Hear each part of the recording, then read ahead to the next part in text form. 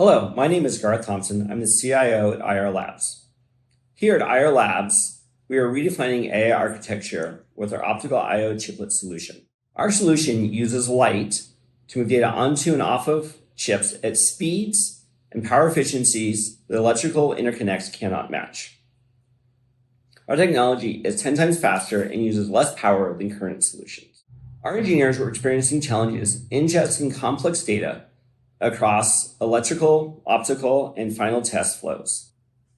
To help with this, we were looking for a data analytics partner that would help us load, validate, and find insights in our complex electrical optical data. We also wanted to make sure that they would handle real-time alerting and yield recovery. Our goal for this project was to make sure that we had measurable results within 30 days. To accomplish this, in the first 2 weeks, we set up a secure yieldWerx instance in the cloud with live data flowing to it. After that, in week 3, we're able to enable dashboards. The engineers could view wafer maps, outlier signatures, and correlations in real time. Previously, this work took a lot of manual effort and scripts. In less than a month, the systems were already supporting real-world yield analysis. Lots that previously required lengthy reviews were distributed within hours.